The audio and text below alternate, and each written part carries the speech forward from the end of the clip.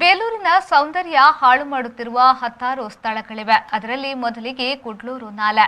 ಈ ನಾಲೆಯು ಬೇಲೂರಿನ ಹೃದಯ ಭಾಗದಲ್ಲಿ ಹಾದು ಹೋಗಿ ಸಾವಿರಾರು ರೈತರ ಬದುಕನ್ನ ಹಸನಾಗಿಸಿದೆ.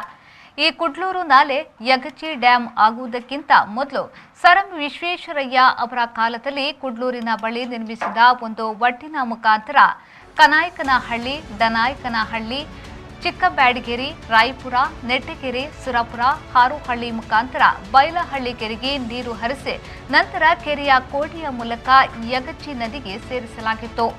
ಬೇಲೂರಿನಲ್ಲಿ ಯಗಚಿ ನದಿಗೆ ಡ್ಯಾಂ ಕಟ್ಟಿದ ನಂತರ ಚಿಕ್ಕಬ್ಯಾಡಗೇರಿ ಹತ್ತಿರ ಇರುವ ಯಗಚಿ ಎಡದಂಡೆ ನಾಲೆಯಿಂದ ಕುಡ್ಲೂರು ನಾಲೆಗೆ ಸಂಪರ್ಕವನ್ನು ಕಲ್ಪಿಸಲಾಯಿತು. ಈ ನಾಲೆಯು ಚಿಕ್ಕಬ್ಯಾಡಗೇರಿ ಕೆರೆಯಿಂದ ಬೇಲೂರು ಮುಖ್ಯ ರಸ್ತೆಯ ಮೂಲಕ ಹಾದು ಹೋಗಿದ್ದು, ಇದಕ್ಕೆ ಸೇತುವೆಯಾಗಲಿ ಅಥವಾ ತಡೆಗೋಡೆಯಾಗಲಿ ಇಲ್ಲ. ಸ್ವಲ್ಪ ಯಾಮಾರಿದ್ರೆ ಸಾಕು, ಸಾವು ಕಟ್ಟಿಟ್ಟ ಬುದ್ಧಿ. ಈ ನಾಲೆಯ ತುಂಬೆಲ್ಲ ಜಲಸಸ್ಯಗಳು ಬೆಳೆದಿದ್ದು, ನಾಲೆ ಯಾವುದು, ರಸ್ತೆ ಯಾವುದು ಎಂದು ಹುಡುಕಬೇಕಾದ ಪರಿಸ್ಥಿತಿ ನಿರ್ಮಾಣವಾಗಿದೆ. ಈ ನಾಲೆಯ ಅಕ್ಕಪಕ್ಕದಲ್ಲಿ ಸ್ಲಂ ಮನೆಗಳಿದ್ದು, ಈ ಏರಿಯಾದ ಕೊಳಚೆ ನೀರು ಈ ನಾಲೆಗೆ ಹರಿಯುತ್ತಿದ್ದು, ಪವಿತ್ರವಾದ ಈ ನಾಲೆ ನೀರು ಮಲಿನಗೊಂಡು ಅಪವಿತ್ರವಾಗಿದೆ. ಪ್ರಸ್ತುತ ಈ ನಾಲೆಯಿಂದ ಯಾರಿಗೆ ಉಪಯೋಗವಾಗುತ್ತಿದೆ ಎಂದು ಅರಿಯದಾಗಿದೆ.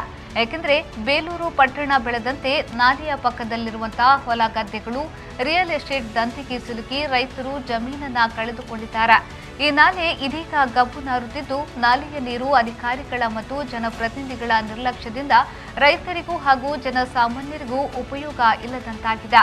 ಬೇಲೂರಿನ ಅಂದ ಚಂದವನ್ನ ಹಾಳು ಮಾಡುತ್ತಿರುವ ಈ ನಾಲೆಗೆ ಹರಿದು ಬರುತ್ತಿರುವ ಚರಂಡಿಯ ನೀರಿಗೆ ಪರ್ಯಾಯ ವ್ಯವಸ್ಥೆಯನ್ನ ಮಾಡಿ ನಾಲೆಯನ್ನ ಸ್ವಚ್ಛಗೊಳಿಸಿ ಬೇಲೂರಿನ ಅಂದ ಚಂದವನ್ನ ಹೆಚ್ಚಿಸುವುದರ ಜೊತೆಗೆ ರೈತರ ಬಾಳನ್ನ ಹಸನಾಗಿಸಬೇಕೆಂಬುದು ರೈತರ ಹಾಗೂ ಜನಸಾಮಾನ್ಯರ ಆಶಯವಾಗಿದೆ. ಯೋಗೇಶ್ ಬಿಜೆ, ಬಿ4 ನ್ಯೂಸ್, ಹಾಸನ.